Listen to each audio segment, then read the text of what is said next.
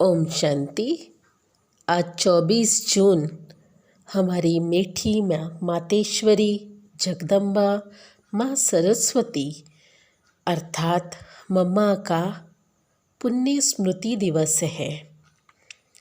और आज के दिन खास इसी स्मृति दिवस पर मातेश्वरी जी के मुख से उच्चारे गए यह महावाक्य अव्यक्त वाणी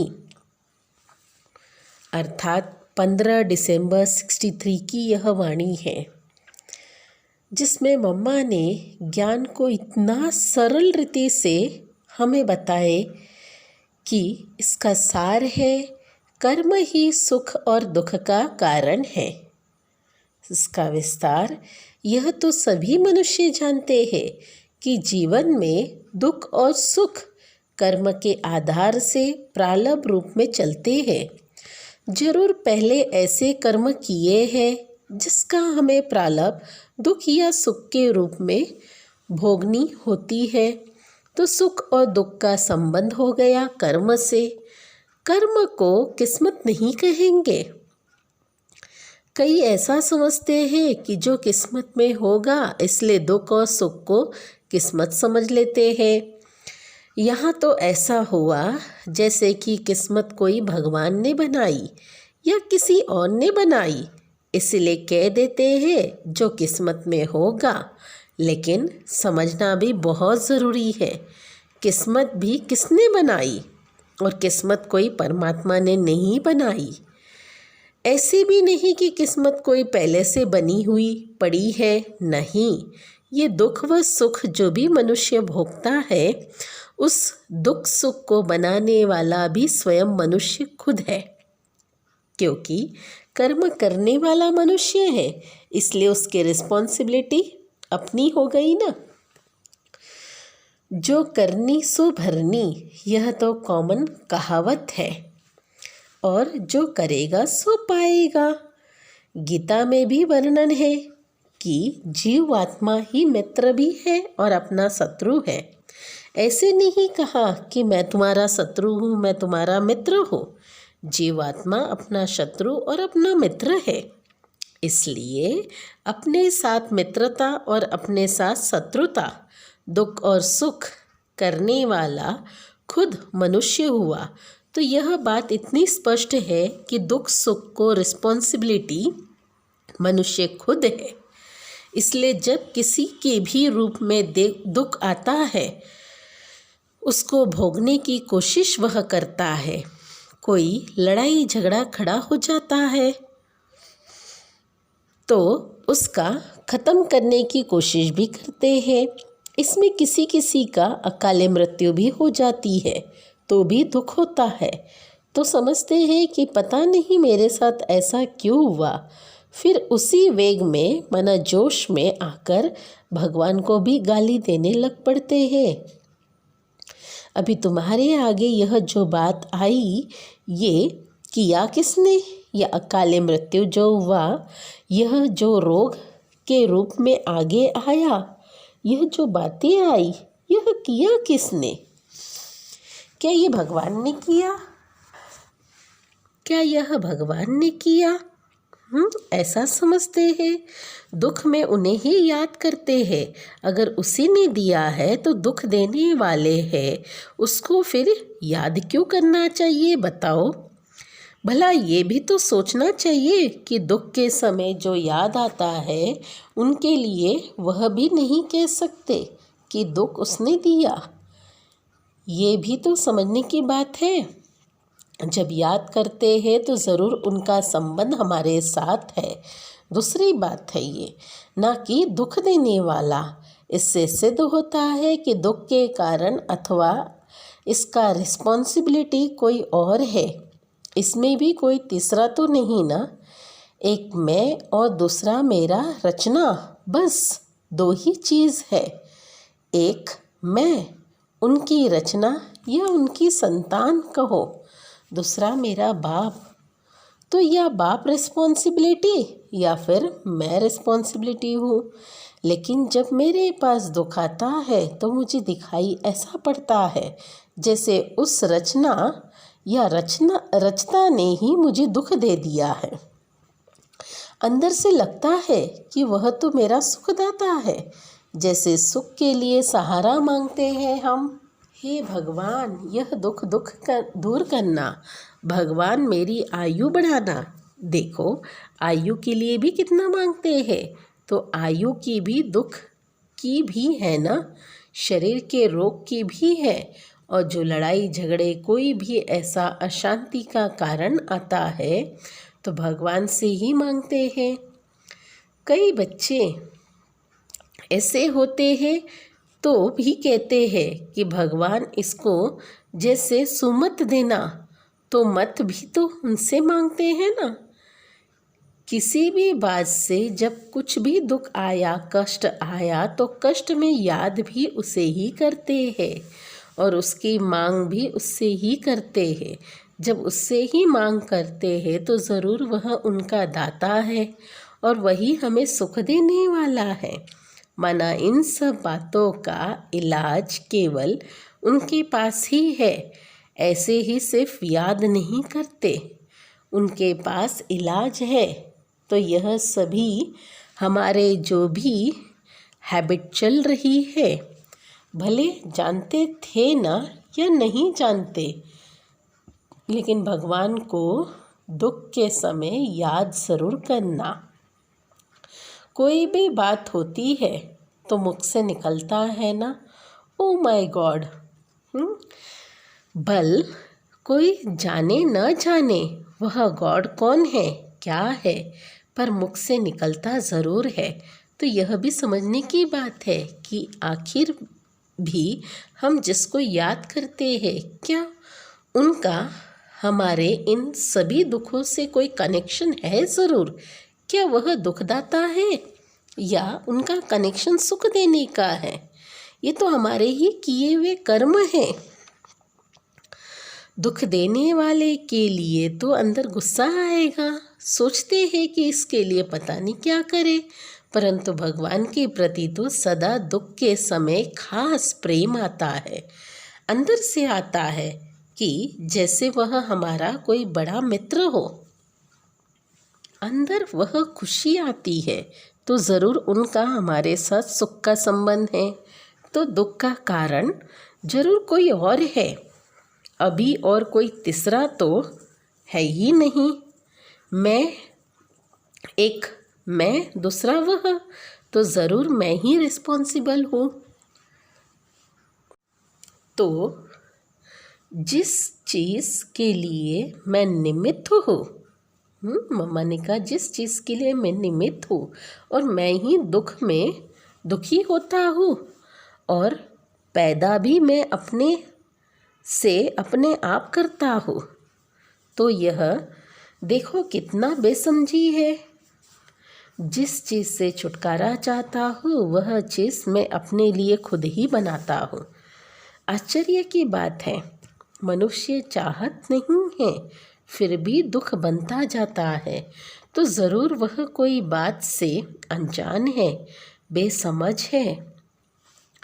तो जिस बात का पता नहीं लगता उसका पहले पता निकालना चाहिए। ज़रूर मुझे उसकी कुछ ज्ञान समझ होनी चाहिए, तो इसी समझ की पहले खोज करनी चाहिए।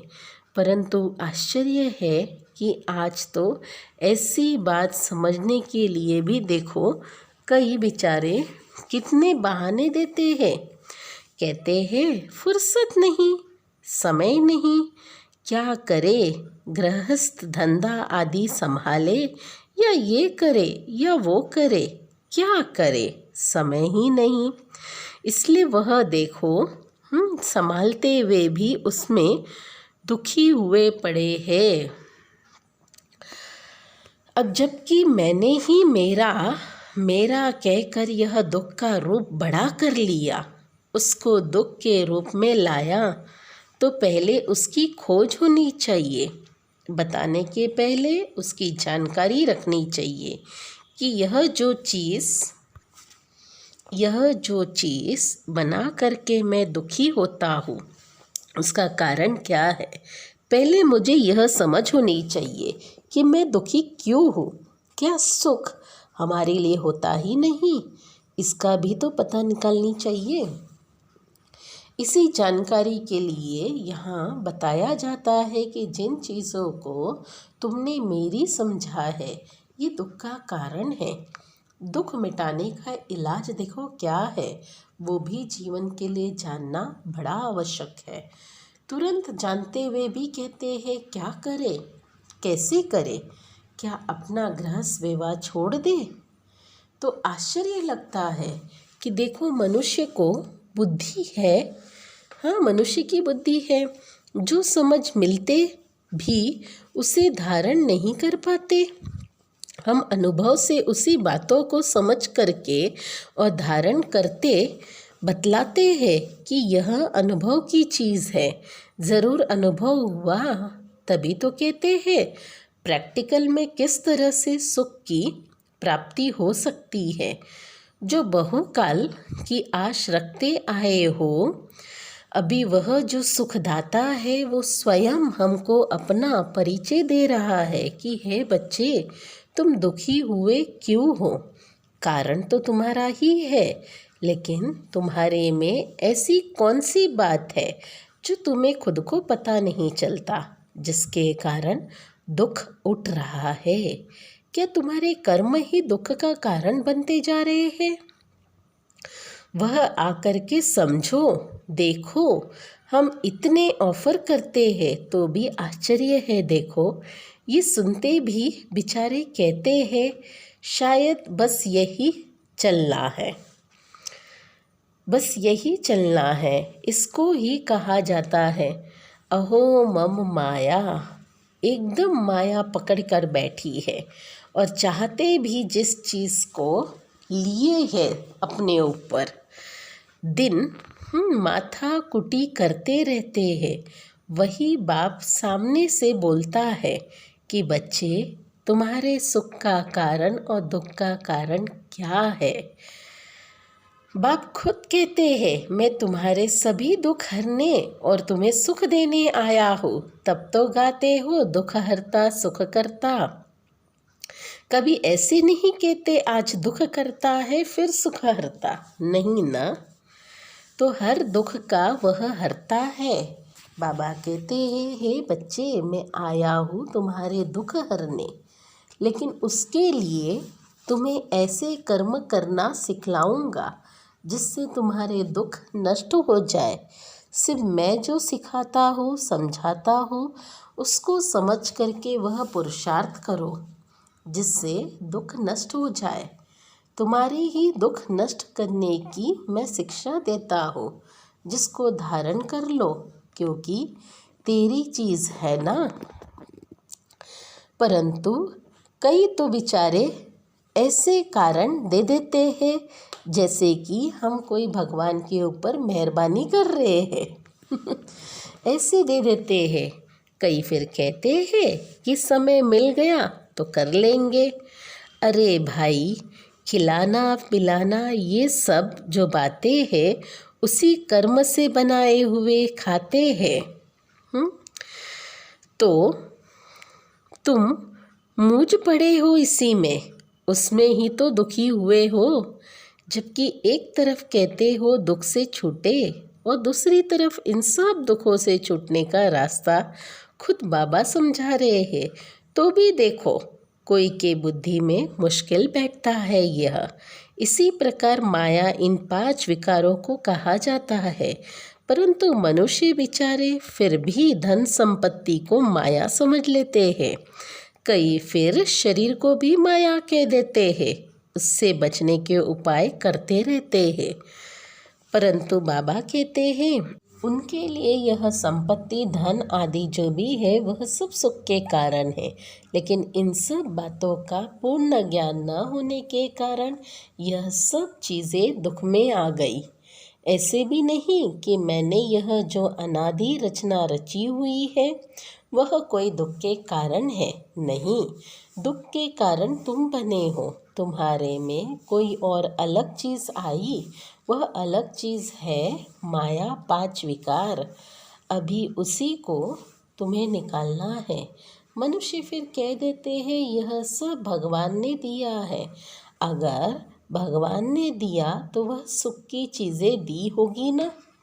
इसमें तुमने विकार डाल करके इन सभी चीज़ों को खराब कर दिया है।